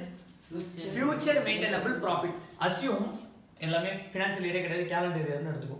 2020 ஜான்ல நான் காலேஜ் வாங்க போறேன், லயோலா காலேஜ். 2020ல லயோலா காலேஜ் எவ்வளவு ப்ராஃபிட் பார்க்கும்? 2020ல Loyola college future is based on past. எல்லா இடத்துலயுமே future is based on past. அப்ப இன்னைக்கு போன வருஷம் நான் எப்படி சம்பாதிச்சிருக்கேன், அதுக்கு முந்தின வருஷம் எப்படி சம்பாதிச்சிருக்கேன், அதுக்கு முந்தின வருஷம் எப்படி சம்பாதிச்சிருக்கேன்றத வச்சாதான் நெக்ஸ்ட் இயர் நான் எப்படி சம்பாதிப்பேன்றத சொல்ல முடியும். First midterm, second midterm, third midterm, fourth midterm mark தான் ஃபைனல் மார்க்கை டிட்டர்மின் பண்ணுது. கரெக்டா? இதுல ஃபெயில் ஆனவன் அடுத்துல பாஸ் ஆயிருக்கலாம், அப்படியே கொஞ்சம் மிகவும் இம்ப்ரூவ்மெண்ட் ஆயிருக்கலாம், ஃபைனல் எக்ஸாம்ல நல்லாவே ஸ்கோர் பண்ணலாம். அப்போ பேஸ்ட் ஆன் என்ன ரிசல்ட் தான் ஃபியூச்சர் பாஸ்ட் ரிசல்ட். அப்போ ஃபியூச்சர் மெயின்டெனபிள் ப்ராஃபிட் நான் எப்படி கண்டுபிடிப்பேன்? பாஸ்ட் ப்ராஃபிட் வச்சு கண்டுபிடிப்பேன். இந்த லைனை நீ உன்னோட புக்ஸ்ல படிச்சிருக்க மாட்டே. படிச்சிருக்கியா Akash? This is nothing but average profit. இந்த ப்ராஃபிட் தான் உங்களுக்கு என்ன கொடுத்திருப்போம் புக்ல? ஆவரேஜ். ஏன்னா ஃபியூச்சர் மெயின்டெனபிள் ப்ராஃபிட் உங்களுக்கு ஏன் தெரியாது? ஃபியூச்சர் மெயின்டெனபிள் ப்ராஃபிட் தான் எடுத்துக்கணும். நீங்க அதை என்னன்னு எடுத்துப்பீங்க? ஆவரேஜ். சே எக்ஸாம்பிள் 19, 18, 17, 16 4 வருஷத்துல 3 lakhs, 2 lakhs, 4 lakhs, 1 lakhs profit பார்த்திருக்கு. 3, 2, 4, 1. 4 வருஷத்துக்கு ஆட் பண்ணா 10. அப்ப ஆவரேஜ் ப்ராஃபிட் எவ்வளவு? 10/4. 4 வருஷத்துக்கான ப்ராஃபிட் ஆட் பண்ணா 10/4 போட்டா 2.5 lakhs. சரி, இப்ப ஆவரேஜ் எடுத்துக்கீங்க. கரெக்ட்டா ஆவரேஜ் எடுத்துக்கலாம். இது என்ன ஆவரேஜ் எடுத்துக்க நீ? ஆவரேஜ்ல உங்களுக்கு என்னென்ன ஆவரேஜ்லாம் தெரியும்? Simple average, weighted average. இது என்ன average? A + B + C + D/4 போட்டா சிம்பிள் ஆவரேஜ். இத நான் வேற ஆவரேஜ் கூட எடுக்கலாம். என்ன ஆவரேஜ் தெரியுமா? 3, 2, 4, 1. கரெக்ட்டா? இப்போ ஒரு சின்ன எக்ஸாம்பிள் கேக்குறேன், நீ சொல்லு. 6th மார்க்குக்கும் 10th மார்க்குக்கும் ரிலேஷன் அதிகமா இருக்குமா? 9th மார்க்குக்கும் 10th மார்க்குக்கும் ரிலேஷன் அதிகமா இருக்குமா? 9th mark. ஆனா 6th மார்க்கை நான் கன்சிடர் பண்றேன், 7th மார்க்கையும் எடுத்துக்கிறேன், 8th மார்க்கையும் எடுத்துக்கிறேன், 9th மார்க்கையும் எடுத்துக்கிறேன். இதோட ஆவரேஜ் போட்டா 10th மார்க் வருமா? இல்ல 9th மார்க்கோட இம்ப்ளிகேஷன் நிறைய 10th மார்க்ல இருக்குமா? 9th மார்க்கோட இம்ப்ளிகேஷன் நிறைய 10th மார்க்ல. 8th மார்க் 9th ஓட கொஞ்சம் கம்மியா இருக்கும், 7th மார்க் அதோட கொஞ்சம் கம்மியா இருக்கும். அப்போ இதுதான் லேட்டஸ்ட். இதுக்கு வெயிட் 4 கொடுக்குறேன், இதுக்கு வெயிட் 3 கொடுக்குறேன், இதுக்கு வெயிட் 2 கொடுக்குறேன், இதுக்கு வெயிட் 1 கொடுக்குறேன். Formula படிச்சிருக்கியா? f x fx sigma fx இதோட என்ன sigma fx divided by sigma fx equal to average. இது என்ன average? weighted average. 4 into 3 12, 2 into 3 6, 8 1 20 27 by 4 plus 3 plus 2 plus 1 7 10 2.7. இங்க என்ன போட நீ 2.5. இங்க என்ன போட்டோம் நம்ம 2.5. இங்க என்ன போட்டுருக்கோம் 2.7. ஏன்னா இதுதான் இம்ப்ளிகேஷன் அதிகமா இருக்கும். லாஸ்ட் 4 வருஷத்துக்கு முன்னாடி தான் நான் 1 lakh ப்ராஃபிட் பார்த்திருக்கேன். ஆனா லேட்டஸ்டா நான் எவ்வளவு பார்த்திருக்கேன்? 3 lakh. அப்ப 3 க்கு நியரா தான் கரண்ட் இயர் ப்ராஃபிட் இருக்கும்னு சொல்றது தான் இந்த மெத்தட். இது என்ன மெத்தட்? இது சிம்பிள் ஆவரேஜ். இது என்ன மெத்தட்? Weighted average. ஆவரேஜ் எடுக்க கூடாது ஃபியூச்சர் மெயின்டனபிள் ப்ராஃபிட். இப்போ என்ன சொன்னேன்? ஆவரேஜ் எடுக்கணும்னு சொன்னேன். நீ என்ன உன் புக்ல என்ன ஆவரேஜ் எடுத்துருப்பான்? Simple average. வெயிட்டட் ஆவரேஜும் எடுக்கலாம்னு சொன்னேன். ஏன்னா இப்போ 10th மார்க்க பேஸ் பண்றதுக்கு 9th mark 8th mark 7th mark 6th mark எடுக்கிறேன். 6th க்கு கம்மி மார்க் கொடுக்குறேன். 7th க்கு அதோட கொஞ்சம் எக்ஸ்ட்ரா வெயிட் கொடுக்குறேன். 8th க்கு அதோட கொஞ்சம் எக்ஸ்ட்ரா, 9th க்கு அதோட கொஞ்சம் எக்ஸ்ட்ரா கொடுக்குறேன். இங்க எல்லா மார்க்கையும் நான் ஈக்குவலா ட்ரீட் பண்ணேன். இப்போ நான் ஒரு மெத்தட்ல போட போறேன். ஆவரேஜ் எடுக்க கூடாது. எப்படி சார்? 2016 17 18 19 4 வருஷத்துல ப்ராஃபிட் எப்படி இருக்கு? 3 lakhs 4 lakhs 5 lakhs 6 lakhs. அப்ப நெக்ஸ்ட் இயர் என்னவா தான் இருக்கும்? நீ என்ன எடுக்க கூடாது அந்த இடத்துல? ஆவரேஜ் எடுக்க கூடாது. ஏன்னா நம்ம கண்டுபிடிக்க வேண்டியது என்ன ப்ராஃபிட்? 2020ல ப்ராஃபிட் என்ன? அப்ப இந்த இடத்துல நீ என்ன எடுத்துற கூடாது? ஆவரேஜ் எடுக்க கூடாது. ஏன்னா there is a trend 3 4 5 6 இருக்கு. அப்ப என்ன இருக்கு நெக்ஸ்ட் வருஷம்? 7. இப்போ பாரு 7 6 5 4 அடுத்த வருஷம் என்னவா தான்? 3. இந்த இடத்துல இது என்ன ட்ரெண்ட்? Decreasing trend. இது என்ன ட்ரெண்ட்? Increasing trend. ரெண்டு இடத்துலயுமே நீ என்ன எடுத்துற கூடாது? ஆவரேஜ் எடுத்துற கூடாது. இப்போ நான் ஒரு ப்ராஃபிட் கண்டுபிடிக்கணும்னு சொன்னேன். என்ன profit? Goodwill is based on future maintainable profit. Goodwill is based on future maintainable. In your book நீ அதை என்னன்னு புரிஞ்சுக்கணும்னா ஆவரேஜ் ப்ராஃபிட். ஆக்சுவலா ஏன் ஆவரேஜ் எடுக்க கூடாதுன்றத நாலு விஷயம் எடுத்திருக்கேன். ஆவரேஜ் சிம்பிள் ஆவரேஜ் எடுக்கலாம். Weighted average. there is a trend follow பண்ணும். அந்த ட்ரெண்ட் தான் என்ன ப்ராஃபிட்? future maintainable profit. இப்போ ஏன் சார் குட்வில் போடுறோம்னு கேக்குறீங்களா? நல்லா புரிஞ்சுக்கோ. இப்போ நான் லயலா காலேஜை வாங்குறேன். 150 lakhs லயலா காலேஜை நான் வாங்க போறேன். அவனை வாங்குறேன்னா அவன் பேருக்காகவே என் பிசினஸ் ஓடும். சரவண பவனை நான் வாங்குறேன்னா சரவண பவன்ற பேருக்காகவே டேஸ்டே இல்லாம எனக்கு 2 வருஷம் பிசினஸ் ஓடும். அஞ்சப்பரை வாங்குறேன்னா அஞ்சப்பர் பேருக்காகவே, இப்ப அஞ்சப்பர் பேர் இல்ல, சரி ஏதோ ஒரு வச்சுக்கோ, சரவண பவன் வச்சுக்கோ. சரவண பவனை நான் வாங்குறேன்னா சரவண பவன் பேருக்காகவே எனக்கு 2 வருஷத்துக்கு மினிமம் ஓடல் ஓடும். நான் எவ்வளவுதான் டேஸ்டே இல்லாம என்னோட ஃபுட்டு கொடுத்தாலும், நான் ஒழுங்காவே பிசினஸ் பண்ணலனாலும் சரவண பவன் பேருக்காகவே எனக்கு எத்தனை வருஷத்துக்கு பிசினஸ் ஓடும்? 2 வருஷத்துக்கு பிசினஸ் ஓடும். அப்ப சரவண பவன் எவ்வளவு ப்ராஃபிட் சம்பாதிச்சானோ அது நான் 2 வருஷத்துக்கு சம்பாதிப்பேனா? அவன் பேருக்காகவே. அதுதான் குட்வில். அவன் எவ்வளவு சம்பாதிச்சிருப்பான்? Future maintainable profit. இன்டர்நெட் எத்தனை வருஷத்துக்கு சம்பாதிப்பேன்? 2 years. சார் அவன் எவ்வளவு சார் சம்பாதிச்சிருப்பான்? 2.5 lakhs சொல்லலாம், 2.7 lakhs சொல்லலாம், 7 lakhs சொல்லலாம், 3 lakhs சொல்லலாம். இதுதான் ஃபியூச்சர் மெயின்டனபிள் ப்ராஃபிட். அப்ப 2020ல என்ன சம்பாதிச்சு இன்ட் எத்தனை வருஷத்துக்கு? 2 years. இப்போ 2.5 எடுத்துக்கோ. உன் புக்ல போட்ட மாதிரி ஆவரேஜ் எடுத்துக்க. 2.5 into 2 எவ்வளவு? 5. இதுதான் குட்வில். அப்ப இது எந்த மெத்தட்ல குட்வில்னா normal profit method or average profit மெத்தட்னு சொல்லுவாங்க. இது என்ன method? Average profit method or normal profit மெத்தட்னு சொல்லுவாங்க. இந்த மெத்தட் தப்பு. நம்ம போட்ட ஆன்சர் தப்பு. 5 lakhs. என்ன சார் தப்புன்னு சொல்றீங்க? ஆமா 2.5 lakhs இதான் ஃபியூச்சர் மெயின்டனபிள் ப்ராஃபிட்னு சொன்னீங்க. எவ்வளவு நான் பிசினஸ் வாங்கியிருக்கேன்? 1.5. சே எக்ஸாம்பிள் 100 lakhs வச்சுப்போம். 100 lakhs நான் பிசினஸ் வாங்கியிருக்கேன். 2.5 lakhs profit. 2.5 lakhs profit into 2 years வரும்னு சொல்லி 5 lakhs சொல்றீங்க. கரெக்ட் தானே? தப்பு. ஏன் சார் தப்பு? இப்போ நான் சரவண பவனா 100 lakhsக்கு வாங்குறேன். அதிகமா இருக்குமா வேல்யூ? கொஞ்சம் கிட்ட வரேன். சரவண பவனா நான் 10 lakhsக்கு வாங்குறேன். சும்மா வச்சுக்கோ. சரவண பவனா நான் எவ்வளவுக்கு வாங்குறேன்? 10 lakhs. சரவண பவனா நான் 10 lakhsக்கு வாங்குனா எவ்வளவு ப்ராஃபிட் பாப்பனா? 2.5. எத்தனை வருஷத்துக்கு அவனோட ப்ராஃபிட் எனக்கு கிடைச்சிருமா? 2 years. எத்தனை எவ்வளவு lakhs? 5 lakhs. இப்போ நல்லா புரிஞ்சுக்கிறத இந்த இடத்துல தான் நீ குட்வில் கான்செப்ட் புரிஞ்சுக்க போற. 10 lakhsக்கு நான் சரவண பவனை வாங்கினா 2.5 lakhs ப்ராஃபிட் பார்ப்பேன். எதுக்காக? அவன் பேருக்காகவே. எத்தனை வருஷத்துக்கு பார்ப்பேன்? 2 years. இதுக்கு தான் உன் புக்ல நம்பர் ஆஃப் இயர்ஸ் ஆஃப் பர்ச்சேஸ்னு கொடுத்துருப்போம். அந்த நம்பர் ஆஃப் இயர்ஸ் ஆஃப் பர்ச்சேஸ்னா எதுக்குன்னு கேட்டீங்கன்னா அவனோட இம்ப்ளிகேஷன், அவனோட பிசினஸ் இம்ப்ளிகேஷன் என் பிசினஸ்ல எத்தனை நாள் இருக்கும் அதுதான் இந்த 2 years. அவன் சம்பாதிச்ச ப்ராஃபிட் நானும் சம்பாதிப்பேன். எவ்வளோ? 2.5 லட்சம் ரூபாய் இன்டு 2 போட்டா 5 lakhs குட்விலோட வேல்யூ. இந்த குட்விலோட வேல்யூ நான் என்னன்னு சொல்றேன்? ஏன் சார் அப்படின்னா இந்த 10 லட்ச ரூபா கொடுத்துனா சரவண பவனை வாங்காம 10 லட்ச ரூபா நான் பேங்க்ல போட்டிருந்தாலே மினிமம் ஒரு 10% ரிட்டர்ன் பார்த்துருப்பானா?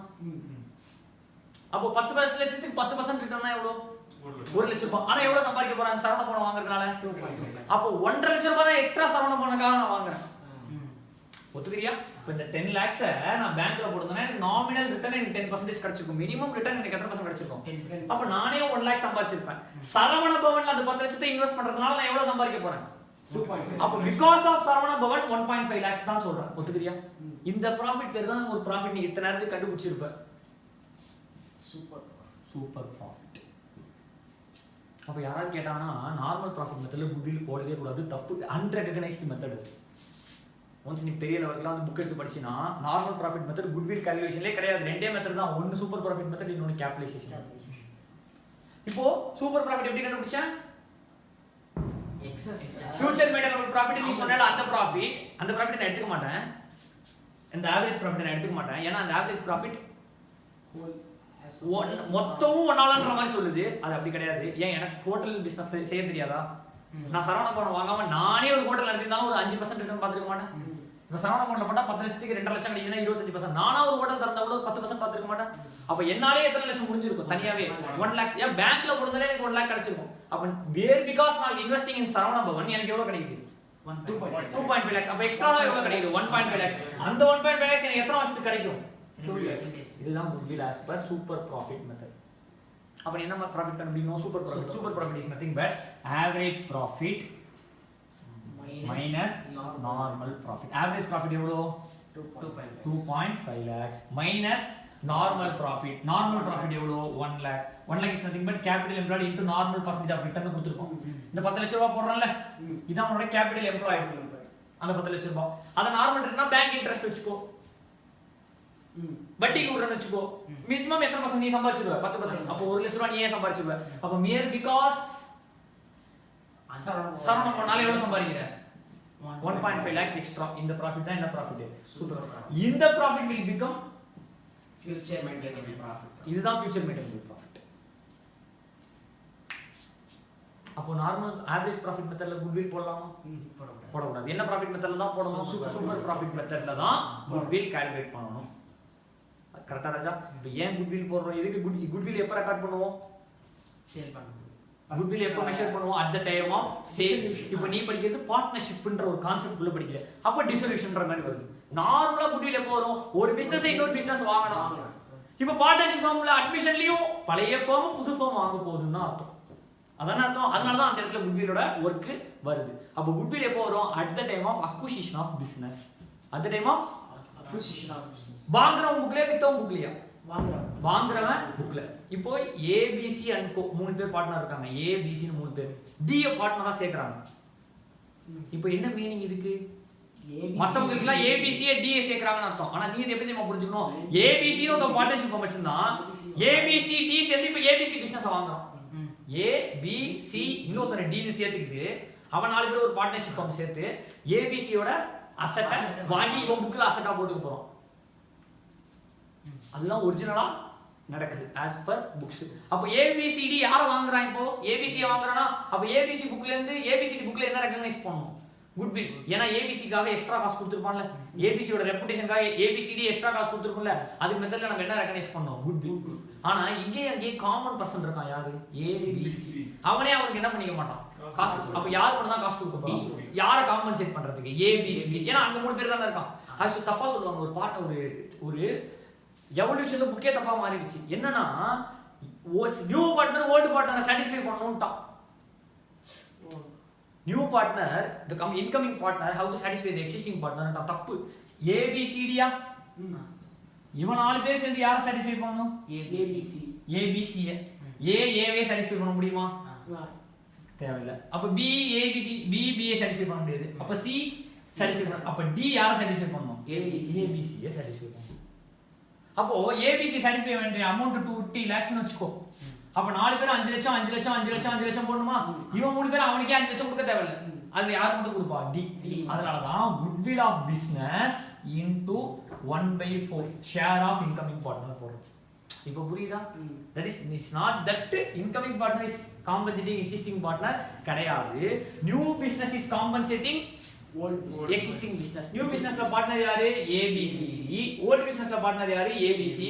இப்போ ஏவே ஏக்கு பணம் கொடுக்க வேணாம், பிஏ பிக்கு பணம் கொடுக்க வேணாம். அதனால இவங்க மூணு பேரும் நானே எனக்கு கொடுக்கலன்னு சொல்லிடுறான். அப்போ யாரோட பங்கு மட்டும் புதுசா வந்தா போதும்? டியோட பங்கு. அந்த குட்வில்ல யாரோட பங்கு மட்டும் வந்தா போதும்? டியோட பங்கு மட்டும் பிசினஸ்க்குள்ள வந்தா போதும். அந்த டியோட பங்கு யாரு பிரிச்சுப்பா? ஏபிசி பிரிச்சுக்க போறோம். அவன் ஏபிசி திருப்பி அதை வந்து புது புக்ல என்னவா எடுத்துன்னு வருவான்? கேபிட்டலாவும் எடுத்துன்னு வருவான், இல்ல அவன் வெளில எடுத்துன்னு போயிடுவான். அதான் வித்ட்ரான்னு ஒரு கான்செப்ட் படிப்பேன், ஆர் ஆடட் டு தி கேபிட்டல்னு ஒரு கான்செப்ட் படிப்பேன். அது பின்னாடி பார்க்கலாம், அது அப்படியே இருக்கும். இப்போ புரியுதா ராஜா? இப்போ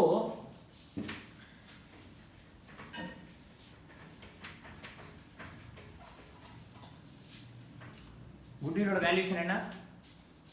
goodwill valuation is equal to future maintainable profit into number of years of purchase. What is number of years of purchase? Implication அது. சரவண பவனால நான் எத்தனை வருஷம் சம்பாதிப்பேன்? சரவண பவனால எத்தனை வருஷம் சம்பாதிப்பேன்? இதெல்லாம் டிபெண்ட்ஸ் அப்பான் வேரியஸ் ஃபேக்டர்ஸ் இந்த மார்க்கெட். இதெல்லாம் எப்படி படிக்கணும்னா நீ அது ஃபைனல் லெவல்ல படிப்ப. தட் இஸ் இன்டர் கூட கிடையாது, ஃபவுண்டேஷன் கூட கிடையாது. சிஏலயே ஃபைனல் லெவல்ல படிப்போம். how to calculate number of years of purchase. நிறைய ஃபேக்டர்ஸ் கன்சிடர் பண்ணி கால்குலேட் பண்ண வேண்டிய விஷயம். இன்டோ இந்த ப்ராஃபிட்ங்கிறது நான் 2 வருஷத்துக்கு பார்க்க போற ப்ராஃபிட். எத்தனை வருஷத்துக்கு பார்ப்பேன்? சரி, அடுத்த வருஷம் பார்க்க போற ப்ராஃபிட் எத்தனை வருஷத்துக்கு மாதிரி பார்க்கலாம்? 2 வருஷத்துக்கு. அதுதான் அவனால எனக்கு கிடைக்க போற பெனிஃபிட். அதுக்கு நான் அவனுக்கு காசு கொடுக்குறேன். அதுதான் என்னது? குட்வில். அந்த குட்வில் இப்படி தான். ஃபியூச்சர் மெயின்டெனபிள் ப்ராஃபிட் எப்படிலாம் கண்டுபிடிக்கலாம் சொல்லு? ஆவரேஜ் ப்ராஃபிட் எடுத்துக்கோ. புக்ல உள்ள மெத்தட் எடுத்துக்கோ. Average profit even though it is wrong, அது ஒரு method. Average profit, weighted average, super profit. இந்த ரெண்டு மெத்தட் இருக்கு. இன்னொன்னு கேபிடலைசேஷன். இப்போ இந்த ரெண்டு மெத்தட்ல ஆவரேஜ் ப்ராஃபிட் எப்படி எடுப்ப? ஆவரேஜ்ல சிம்பிள் ஆவரேஜ் எடுத்துக்கலாம், வெயிட்டட் ஆவரேஜ் எடுத்துக்கலாம். ஆவரேஜ் எடுக்காம ஒரு இடத்துல போடணும் using trend. when there is increasing trend போட்டுக்கணும், decreasing trend போட்டுக்கணும். அந்த ப்ராஃபிட் கண்டுபிடிச்சணும். இதுதான் என்ன ப்ராஃபிட்? Future maintainable profit. அந்த ப்ராஃபிட்ல இருந்து எந்த ப்ராஃபிட் மைனஸ் பண்ணிடணும்? நார்மல் ப்ராஃபிட் மைனஸ் பண்ணா you will get again future maintainable profit. அப்ப இந்த ப்ராஃபிட்க்கு பேர் ஆவரேஜ் ப்ராஃபிட்னு கொடு. மைனஸ் என்ன ப்ராஃபிட் போடுற? Normal profit. நார்மல் ப்ராஃபிட் என்ன? என்னாலே லைலா காலேஜ் வாங்குற, நான் ஒரு காலேஜ் ஆரம்பிச்சதா கூட 5% ரிட்டர்ன் பார்த்திருப்பேன்ல. நான் 10 லட்சம் ரூபாய்க்கு ஒரு காலேஜ் ஆரம்பிச்சதுன்னா 50,000 ரூபாய் ப்ராஃபிட் பார்த்திருப்பேன். லைலா காலேஜ் வாங்குறதுனால 2.5 லட்சம் ரூபாய் ப்ராஃபிட் பார்க்கறேன். அப்போ 2.5 லட்சம் ரூபாய் லைலா காலேஜ்னால கிடையாது, 2 லட்சம் ரூபாய் தான் லைலா காலேஜ்னால. அப்ப நார்மல் ப்ராஃபிட்டை மைனஸ் பண்ணா என்ன ப்ராஃபிட் கிடைச்சிடும்? சூப்பர் ப்ராஃபிட் இன்டு அந்த number of years of purchase. இது இரண்டாவது மெத்தட் ஆஃப் குட்வில். மூணாவது மெத்தட் என்ன?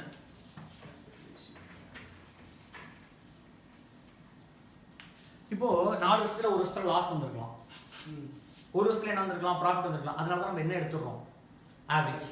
ஆவரேஜ் எடுத்துட்டு அந்த ஆவரேஜ் பேர் என்ன ப்ராஃபிட்? Future maintainable profit. அந்த பேர் தான் என்னது? Future maintainable profit. Not only average தான் எடுக்கணும் கிடையாது, சிம்பிள் ஆவரேஜ் எடுக்கலாம், வெயிட்டட் ஆவரேஜ் எடுக்கலாம். ட்ரெண்ட் இருந்துச்சுன்னா ட்ரெண்ட் தான் போடணும். ட்ரெண்ட்னா என்ன? 4 5 6 7 அடுத்த வருஷம் என்ன தான்? அப்போ 4 5 6 7 என்ன எடுத்துற கூடாது? ஆவரேஜ் எடுக்க கூடாது. இத உன் புக்ல சொல்லிருப்பானா? ஹிட்டனா உன் புக்ல சொல்லிருப்பான். ஒரு சம் கூட 4 lakhs 5 lakhs 6 lakhs 7 lakhs ப்ராஃபிட்லயே இருக்காது.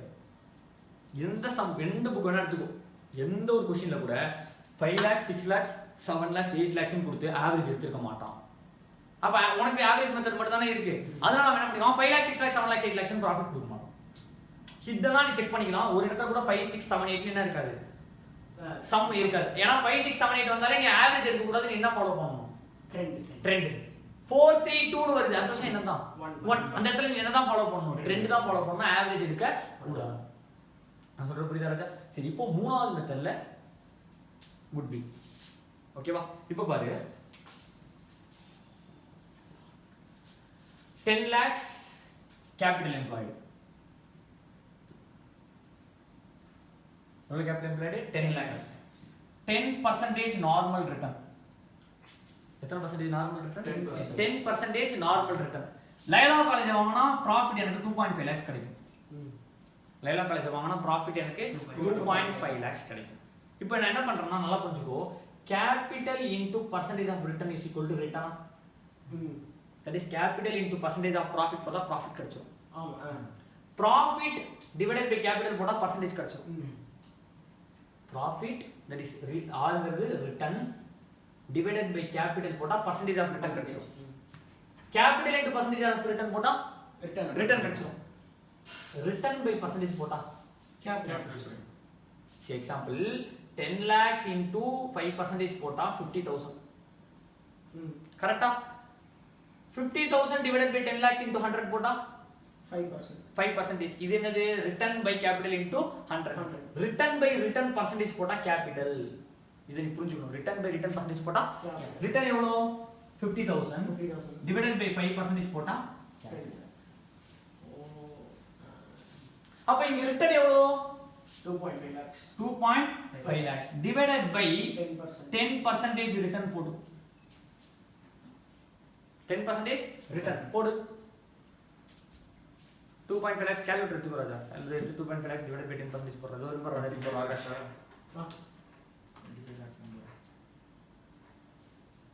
25 lakhs. கவனிங்க. 2.5 lakhs divided by 10% போட்டா 25 lakhs. ஆனா உன்னோட கேபிட்டல் எம்ப்ளாய்டு எவ்வளவுதான் 10 lakhs. 10 lakhs தான். அப்ப extra 15 lakhs capital employed employ ஆன மாதிரி இருக்கு. நீ போடுறது எவ்வளவு 10 லட்சம் ரூபாய் தான். 10% ரிட்டர்ன்னா 1 லட்சம் ரூபாய் தான் சம்பாதிச்சிருக்கணும். ஆனா 10 லட்சம் ரூபாய்க்கு நீ எவ்வளவு சம்பாதிக்கிற 2.5 lakhs. அப்ப 2.5 lakhs நீ கேபிட்டல் போட்டுக்கணும். நீ எத்தனை லட்சம் ரூபாய் போட்டுருக்கணும்?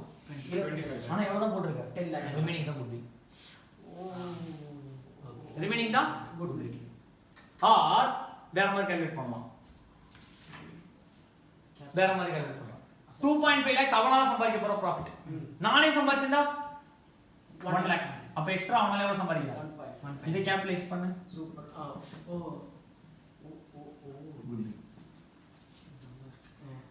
இதான் கேபிட்டலைசேஷன் மெத்தட்ல குட்வில். கேபிட்டலைசேஷன் மெத்தட்ல குட்வில் எப்படி வருதுன்னா நல்லா புரிஞ்சுக்கோ. ரிட்டர்ன் பை கேபிட்டல் போட்டா return on capital. Return divided by capital into 100 போட்டா return on capital. Return divided by return on capital போட்டா கேபிட்டல். நீ எத்தனை பர்சன்ட் ஏர்னிங்னு சொல்ற? 10% ஏர்னிங்னு சொல்ற. அப்போ 2.5 lakhsக்கு 10% ஏர்னிங்ல வந்துருக்கும்னா நீ 25 lakhs போட்டுருக்கணும். ஆனா அதே 2.5 lakhs உனக்கு எத்தனை ரூபாயில கிடைக்குது? 10 lakhs. அப்ப மீதி 15 lakhs குட்வில். சார் இப்போ மீதி 15 lakhs குட்வில் தானே? இதுல எந்த டவுட் இல்ல. இதே ஆன்சர் வேற மாதிரி போடலாமா? போடலாம். நல்லா புரிஞ்சுக்கோ. 2.5 லட்சம் ரூபாய் ஜஸ்ட் பிகாஸ் அவனை வாங்குறதுனால கிடையாது. என்னோட உழைப்பு சேர்ந்து அந்த 2.5 லட்சம் ரூபாய். அப்ப அவனை வாங்குறதுனால மட்டும் நீ எவ்வளவு தான் கிடைச்சிருக்கும்? 1.5 lakhs. அதை கேபிட்டலைஸ் பண்ணி பாரு. டைரக்டா குட்வில் வந்து. அப்ப super profit divided by return போட்டா டைரக்டா குட்வில். இது எந்த மெத்தட்ல இருந்து எடுத்துருப்பான்னு நீ நினைக்கிற? சூப்பர் ப்ராஃபிட் மெத்தட்ல இருந்து தான் எடுத்துருக்கான். எப்படி சார் இங்க பாரு.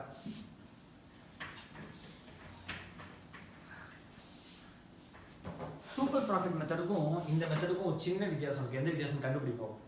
சூப்பர் ப்ராஃபிட் மெத்தட்ல குட்வில் எப்படி போடுவேன்? Super profit into average profit கண்டுபிடிப்ப மைனஸ் நார்மல் ப்ராஃபிட் போடுவ. எக்ஸ்ட்ரா ப்ராஃபிட் தான் super profit. Example 2.5 lakhs normal average profit.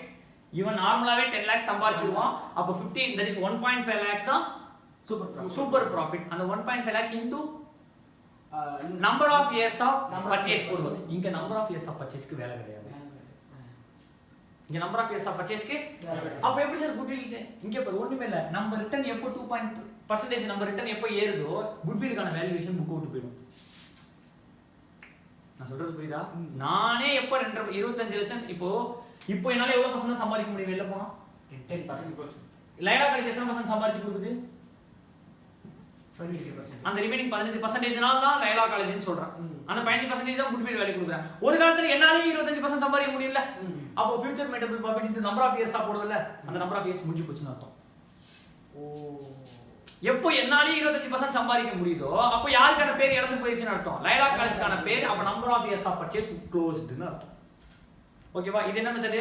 Capitalisation method. இப்போ number of years of purchase வச்சு நீ குட்வில் கால்குலேட் பண்ணலாம். இது மாதிரி பர்சன்டேஜ் பேசிஸ் வச்சு நீ என்ன பண்ணலாம்? குட்வில் கால்குலேட் பண்ணலாம். இது டிபெண்ட்ஸ். இந்த மூணு மெத்தடும் டிபெண்ட்ஸ். இது ஒரு சிச்சுவேஷன்ல யூஸ் பண்ணுவோம், அது ஒரு சிச்சுவேஷன்ல யூஸ் பண்ணுவோம். ஆவரேஜ் ப்ராஃபிட் மெத்தட் யூஸ் பண்ண மாட்டோம். பட் உங்க சிலபஸ்ல இருக்கும். இப்போ ஓவரால் குட்வில்னா உங்களுக்கு விஷயம் தெரிஞ்சிருக்கும். இப்போ குட்வில்னா என்ன தெரிஞ்சிச்சா? பர்ச்சேசிங் புக்ஸ்ல தட் இஸ் பர்ச்சேசிங் ஃபர்மா கம்பெனி யாரோ நான் ஒருத்தனை வாங்குறேன் அப்படின்னாலே என் புக்ஸ்ல குட்வில் வரும். எப்போ அவனோட 100 லட்சம் ரூபா ஒருத்தருக்கு நான் 110 லட்சம் ரூபா கொடுத்துருந்தான். இந்த 10 லட்சம் ரூபாய் என் புக்ல என்ன? குட்வில். சரி, இதையும் இப்போ பார்ட்னர்ஷிப் குட்விலே லிங்க் பண்ணுங்க சார். இதையும் பார்ட்னர்ஷிப் குட்விலே லிங்க் பண்ணனா ஆல்ரெடி லிங்க் பண்ணிட்டேன். எப்படி? ABC பார்ட்னர் AB பார்ட்னரா வாங்குறான். இப்போ ABCங்கிறது தனி ஃபார்ம், ABCங்கிறது தனி firm. அப்ப இவனுக்கு வாங்குறான். சே எக்ஸாம்பிள் 100 லட்சம் ரூபாய் பிசினஸ் எவ்வளவுக்கு வாங்குறான்னு வெச்சுக்கோ. 110 க்கு வாங்குவான். அதனால தான் 100 லட்சத்துக்கு 110 போச்சு அந்த ரீவேல்யூவேஷன்லாம் பண்றது.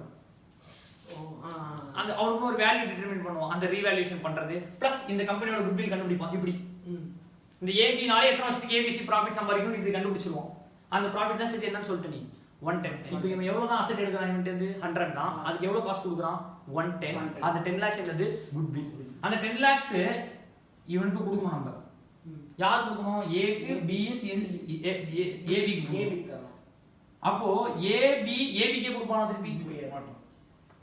அப்ப C மட்டும் கொடுத்தா போதும். C மட்டும் 10 லட்சம் ரூபாய் கொடுக்கணுமா? கிடையாது. A B C சேர்ந்தாலும் 10 கொடுக்கணும். அப்ப C மட்டும்னா C யோட ஷேர் தான். சே எக்ஸாம்பிள் 1/3 ஈக்குவல் னு வெச்சுக்கோ. அப்போ 10 lakh by 3 னா 3,33,333. இது யாருக்கு கொடுப்பான்? இந்த ஃபார்ம் கொடுப்பான். அந்த ஃபார்ம்ல யாரா இருக்காங்க? அப்ப 3,33,333 ரூபாய A வும் B யும் பிரிச்சுப்பான். அப்ப இதுதான் உனக்கு சொல்ற ஒரு concept. Incoming partner oda goodwill will be distributed between existing partner at their old ratio. AB எப்படி பிரிச்சுப்பான்? ஆல்ரெடி அவங்களுக்குள்ள என்ன அக்ரிமெண்ட் இருக்கோ அந்த காசுல பிரிக்க போறோம்.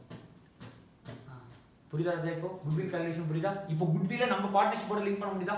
இப்போ நம்ம பார்ட்னர்ஷிப்ல inference of goodwill அப்படினு ஒன்னு இருக்கு. என்னது? inference of goodwill. கேள்விப்பட்டிருக்கியா? கேள்விப்பட்டது இல்ல. இந்த மாதிரி கால்குலேஷன் பண்றதுக்கு பேர் தான் inference of goodwill. குட்வில் ஒரு புக்லயே இருந்திருக்காது. எப்போ குட்வில் கால்குலேட் பண்ணனும்னா ஒரு firm ரீகன்ஸ்டிட்யூட் ஆகுது. ஒரு firm ரீகன்ஸ்டிட்யூட் அட்மிஷன்னாலயோ ரிட்டையர்மென்ட்னாலயோ டெத்னாலயோ என்ன ஆகுது? ரீகன்ஸ்டிட்யூட் ஆகுது. இப்போ ஒரு சிச்சுவேஷன் யோசிச்சு பாரு. A B C பார்ட்னர் இருக்காங்க. C வெளிய போறான். A B னு ஒரு பார்ட்னர் மட்டும் தான் பிசினஸ் ரன் பண்ண போறாங்க. இப்போ என்ன meaning? A B partner A B C பார்ட்னரா வாங்க போறான். அப்ப A வும் B யும் சேர்ந்து ABC யை காம்பன்சேட் பண்ணும். இப்போ ABC யோட வேல்யூ 50 lakhs னு வெச்சுக்கோ. சரி குட்வில் ஓட வேல்யூ 25 lakhs னு வெச்சுக்கோ ABC க்கு. இப்போ A வும் B யும் 25 lakhs கான்ட்ரிபியூட் பண்ணுமா? கான்ட்ரிபியூட் பண்ண மாட்டான். ஏன்? A க்கு கொடுத்துக்க மாட்டான், B க்கு கொடுத்துக்க மாட்டான். அப்ப 25 lakhsல C க்கு எவ்வளவு சேரணுமோ அவன் ஷேர் மட்டும். அப்ப இவனோட ஷேர் இவனே கொடுக்க மாட்டான்ல, இவனோட ஷேர் இவனே கொடுக்க மாட்டான்ல. அப்ப யாருக்கு மட்டும் தான் செட்டில் பண்ணனும்? C. அப்ப 25 lakhsல C யோட ஷேர் எவ்வளவோ அது A வும் B யும் கொடுத்து அவன் வெளிய அனுப்பிச்சுவான். எப்படினா அப்படியே வெச்சுக்கோ. இவன் 25 lakhs கொடுக்கறான்னு வெச்சுக்கோ. இவன் 12.5 lakhs கொடுக்கறான், இவன் 12.5 lakhs கொடுக்கறான். 25 lakhs வந்துச்சா? 25 lakhs மூணு பேர் பிரிச்சுப்பாங்களா? ஆன்சர் வந்து மூணுத்துக்கு என்ன 21 lakhs வெச்சுக்கலாம். ஈஸி கால்குலேஷன் 21 வெச்சுக்கலாம். இவன் 10.5 கொடுக்கறான், இவன் 10.5 கொடுக்கறான். 21 வந்துச்சா? 21 இவன் 7, இவன் 7, இவன் 7. அப்ப இவன் 10.5 கொடுத்து 7 வாங்கிக்கிறதுக்கு மிச்சம் இருக்கிற 3.5 மட்டும் கொடுத்தா போதும்ல. இவன் 10.5 கொடுத்து 7 வாங்குறதுக்கு 3.5 மட்டும் கொடுத்தா போதும்ல. அப்ப 3.5 + 3.5 7 இவன் கொடுத்துவான். அவ்வளவுதான். அப்போ இந்த 21 lakhs குட்வில் எடுத்து வர மாட்டான். 21 lakhsல இவனோட ஷேர் எவ்வளவு? by 3 எவ்வளவு? 7. அதே ரெண்டு பேரும் நியூ ரேஷியோ ஆஃப் ஈக்குவல் னு வெச்சுக்கோ. 3.5 எடுத்து வந்து கொடுத்து. அப்ப at the time of வெளில போறது ரிட்டையர்மென்ட் டெத் எந்த சிச்சுவேஷன்ல இருந்தாலும் பார்ட்னர் குறையறாங்கல. அப்போ அந்த பார்ட்னருக்கான ஷேர் மட்டும் கொடுத்துறணும். ஏன் சார்? AB ABC வாங்க போகுது. இப்போ AB how to make எவ்வளவு பேமெண்ட்? 21 lakhs. AB இந்த 20 lakhs யாரா பிரிச்சுப்பா? A B C மூணு பேருமே பிரிச்சுப்பாங்க. கரெக்ட்டா? இந்த 20 lakhs யாரா கொடுக்க போறா? A B. அப்போ எவ்வளவு பிரிச்சுக்க போறாங்க? 20 lakhs கொடுக்கணும். 10.5 கொடுக்கணும். இங்க 7 வாங்கிப்பாங்க. அப்ப எவ்வளவு மட்டும் கொடுப்பான்? 3.5. அப்ப A B கண்டினியூ பண்ண போறான்ல. அப்ப கண்டினியூ பண்ற பார்ட்னர் எதுவும் குட்வில் எடுத்துட்டு போக மாட்டான், கொடுக்கவும் மாட்டான். கரெக்ட்டா? இப்போ இவன் C க்கு மட்டும் கொடுத்துட்டு என்ன பண்ணிடுவான்? அனுப்பிச்சு விட்டுவான் இல்ல. C க்கு எவ்வளவு ஷேர்? 21 lakhsல அவனோட ஷேர் மட்டும் கொடுப்பான். இப்போ வேற ஒரு எக்ஸாம்பிள் சொல்றேன், சொல்றியா? A B C னு மூணு பேர் இருந்தாங்க. A B C 21 lakhs goodwill. வாங்க போறது A B X. ஓ வேற. அப்ப C வெளிய போனா நமக்கு பல X சேர்த்து அட் டெத்ல ரிட்டையர்மென்ட், அட் டெத்ல அட்மிஷன் பாசிபிலிட்டி இருக்கும். சம்மர்ல டோட்டல் இருக்குல X உள்ள வரான், C வெளிய போறான். இப்போ 21 lakhs பேமெண்ட். இப்பதான் வந்து இதெல்லாம் வந்து பெரிய ப்ராப்ளமா நினைச்சுப்பாங்க. குட்வில் கால்குலேஷன் குழப்பமே. ஒரு குழப்பத்துக்கு இல்ல. 21 lakhs A B C மூணு பேர் பிரிச்சுக்கணும். அப்போ இவனுக்கு 7, இவனுக்கு 7, இவனுக்கு 7. இப்போ இவன் என்ன பண்ணனும்? அவன் 7 அந்த 7 கொடுக்கணும். இப்போ 7 இவனுக்கே கொடுக்க போறான், இவன் 7 இவனுக்கே கொடுக்க போறான். அப்ப என்ன பண்ணனும்? X டைம்ஸ் 7 லட்சம் வாங்கி அவன் C க்கு கொடுத்து முடிச்சிருப்பான். என்ட்ரி எவ்வளவு? X capital account to C capital போட்டு முடிச்சிரும். அப்ப X 7 லட்சம் ரூபாய் வாங்கி C 7 லட்சம் ரூபாய் கொடு. சார் இப்போ கன்ஃபியூஷன் மாறுது சார். இப்போ எப்படி ஈக்குவல் கிடையாது இவங்க? ஓகே. இப்போ ஈக்குவல் கிடையாது. இப்போ எப்படி ஈக்குவல் கிடையாதுன்னு வெச்சுக்கோயேன். வேற ஒரு அமௌண்ட் எடுத்துக்கலாம் ஈஸி கால்குலேஷனுக்காக அமௌண்ட்டை மாத்துறேன் 90 lakhs வச்சுப்போ 90 lakhs எக்ஸிஸ்டிங் கம்பெனியோட குட்வில் உள்ள வரதுக்கு இவன் என்ன ஷேர் வச்சிருக்கான்னா 3:2:1 என்னது 3 2 are 6 3 + 2 5 5 + 6 வராது தானா 4 3 7 7 + 1 8 4 3 2 4 3 2 இவனோட புது கேபிட்டல் ஷேரிங் அங்க ஈக்குவல் ஷேரிங்ல இருந்தா இங்க நியூ கேபிட்டல் ஷேரிங்ல 3 4 3 2 இப்போ இவனுக்கு 90 lakhs கொடுக்கணுமா இவன் என்ன பண்ணுவான் இவன் 40 lakhs இவன் 30 lakhs இவன் 20 lakhs எடுத்துட்டு வருவான் இங்க எவ்வளவு கிடைக்கும் 30 30 30 அப்போ இவன் 40 எடுத்துட்டு வந்துட்டு 30 எடுத்துட்டு வந்துடுவான் அப்போ இவன் எவ்வளவு கொடுப்பான் 10 lakhs இவன் 30 ஒண்ணுமே கொடுக்க மாட்டான் இவன் என்ன பண்ணுவான் 20 எடுத்துட்டு வரணும் கரெக்ட்டா இப்போ இவன் 10 எடுத்துட்டு வந்திருப்பான் இவன் எவ்வளவு எடுத்துட்டு வந்துட்டான் 20 யாருக்கு கொடுக்கணும் இப்போ சி 30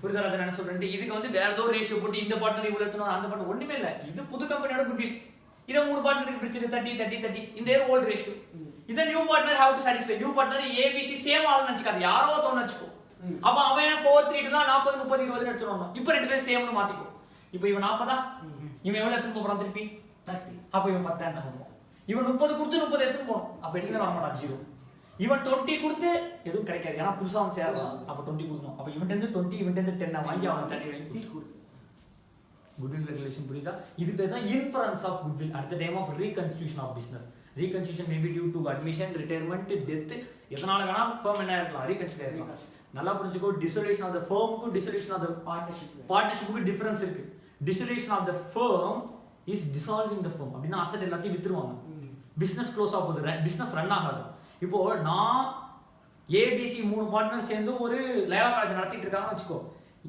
டிசொல்யூஷன் ஆஃப் ஃபர்ம்னா என்னன்னா ஏபிசியும் 3 பேர் லைலா காலேஜ் இருக்கிற அசெட் எல்லாத்தையும் வித்துட்டு லைலா காலேஜோட லைபிலிட்டி எல்லாத்தையும் செட்டில் பண்ணிட்டு லேண்ட் எல்லாத்தையும் வித்துட்டு போயிடுவாங்க அந்த பிசினஸ் என்ன ஆகாது கண்டினியூ ஆகாது டிசொல்யூஷன் ஆஃப் பார்ட்னர்ஷிப்னா ஏபிசின்ற பார்ட்னர்ல சி போயிட்டு ஏ ஒரு எக்ஸ் வருவான் பி போயிட்டு ஒய் வருவான் இது என்னது dissolution of partnership business continue to be running எந்த பிசினஸ் லைலா காலேஜ்ன்ற பிசினஸ் போயிட்டே இருக்கு எப்ப லைலா காலேஜோட பிசினஸ் நிக்குதோ அதுதான் என்னது டிசொல்யூஷன் ஆஃப் ஃபர்ம் புரியுதா ராஜா என்ன சொல்றேன் குட்வில் வேல்யூஷன் புரியுதா குட்வில் ஒரிஜினல் குட்வில் அக்விசிஷன்ல வருது அந்த அக்விசிஷன்ல வந்து நம்ம பார்ட்னர்ஷிப்ல என்ன பண்ணிக்கணும் மெர்ஜ் பண்ணிக்கணும் எப்படி நியூ ஃபார்ம் ஓல்ட் ஃபார்ம் வாங்குற மாதிரி அப்ப நியூ பார்ட்னருக்கு இந்த ஓல்ட் கேப் இந்த புது அந்த விக்கிற கம்பெனி இருக்குல அது அந்த 90 lakhs குட்வில 3 பேருக்கு பிரிக்கணும் அந்த குட்வில இவங்க 3 பேர் காம்பன்சேட் பண்ணணும் இப்போ இவங்க 2 பேர் காம்பன்சேட் பண்ணனும்னு வெச்சுக்கலாமா இங்க பாரு வேற ஒரு क्वेश्चन சொல்றேன் A B C D 4 பேர் வெச்சுப்போமா A B X Y னு வெச்சுப்போமா அந்த 90 lakhs குட்வில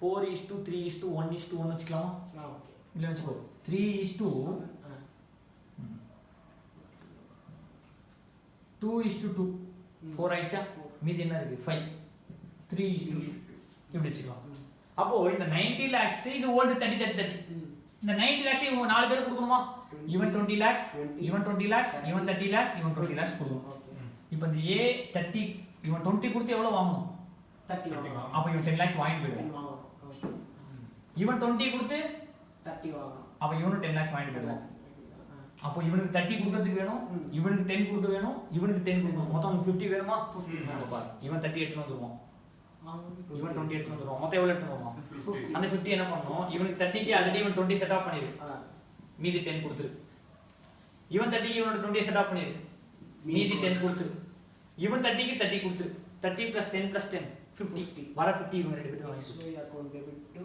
யார் அக்கவுண்ட் கொடுக்குறியோ XY account debit to CAB suppose இங்க 3:1 ன்னு வெச்சுக்கோ அவனுக்கு 0 30 யா இங்க 10 ஆ 30 20 இவன் 30 கொடுத்து 30 வாங்குறான் அப்ப 0 இவன் 10 கொடுத்து 30 வாங்குறான் அப்ப இவன் 20 lakhs கொடுக்கணும் இவனுக்கு 30 கொடுத்து எதுவும் கிடைக்காது 30 30 அப்போ 30 20 யா 30 20 எவ்வளவு வரும் 50 இந்த 50 lakhs என்ன பண்ணா இவனுக்கு கொடுத்தா அவன் வெளில போறணும் 30 இவனுக்கு எவ்வளவு கொடுக்கணும் B 20 அப்போ 20 account debit 30 account debit 30 account debit to 250 account C30 to okay யார் கொடுக்குறியோ அவனுக்கு என்ன பண்ணிரு கிரெடிட் பண்ணி விட்டுரு யார் வாங்குறோம் யார் எடுத்து வரானோ அவன் அக்கவுண்ட் என்ன பண்ணி விட்டுறணும் இத குட்வில் என்ட்ரிலாம் பின்னாடி பார்க்கலாம் இப்போ குட்வில் கால்குலேஷன் புரியுதா இது பேர் தான் இன்ஃபரன்ஸ் ஆஃப் குட்வில் ஏன் குட்வில் கால்குலேட் பண்ணுறோம்?